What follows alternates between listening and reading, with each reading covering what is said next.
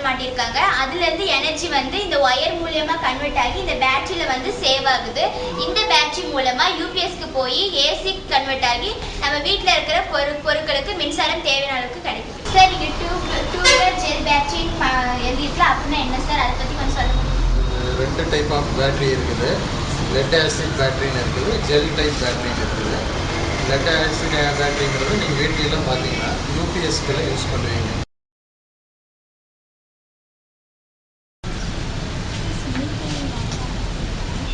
இதுதான் வந்து பயோகேஸ். இப்போ இதோட கொள்ளளவு பார்த்தீங்கன்னா 1000 லிட்டர். இப்போ இதில் வந்து 3 கண்டெய்னர் இருக்குது. மேலே இருக்கிற கண்டெய்னர் கீழே இருக்கிற கேஸ் மீத்தேன் கேஸ் வந்து அழுத்தும் போது இது ஹைட் ஆகிட்டே போகும். அப்போ இதுலேருந்து நம்ம ஒரு டியூப் கனெக்ட் பண்ணோம்னா இது வந்து வீட்டில் இருக்கிற கேஸில் நம்ம கனெக்ட் பண்ணோம்னா இதில் இருக்கிற கேஸ் வந்து நம்ம அந்த வீட்டில் வந்து யூஸ் பண்ணோம்னா இதோட அளவு வந்து குறைஞ்சிக்கிட்டே இருக்கும். அதை நம்ம பார்க்கலாம். இது வழியாக நம்ம வந்து வேஸ்டான கழிவுகள்லாம் போடுறோம். எடுத்துக்காட்டு பார்த்தீங்கன்னா இப்போ அரிசி கழுவின தண்ணி, பருப்பு கழுவின தண்ணி, அப்புறம் வந்து காய்கறி கழிவுகள் அந்த மாதிரி நம்ம போடுறோம். அப்போ இது வழியாக வந்து கழிவு வந்து இது வழியாக வருது. அப்போ வந்து இதுக்குள்ளே இருக்கிற பழைய கழிவுகள் என்ன ஆகும்னா அதோட அழுத்தத்தின் காரணமாக இது வழியாக வெளியே வருது. இதோட கழிவு வந்து பார்த்தீங்கன்னா இயற்கை உரம். இந்த தாவரங்களுக்குலாம் நம்ம போட்டுக்கலாம். சாதாரண நம்மளே என்ன செய்யறோம்னா மழை நீரை வந்து நிலத்தடி ஒரு குழாய் வச்சுட்டு நிலத்தடியில வந்து நம்ம சேகரிச்சு வைக்கிறோம்.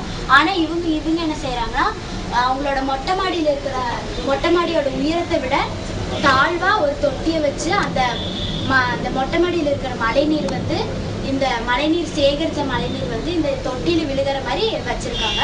இந்த தொட்டியில என்ன ஸ்பெஷல்னா ஃபர்ஸ்ட் வந்து நம்ம பார்க்கும்போது ஒரு வலை மாதிரி இருக்கு.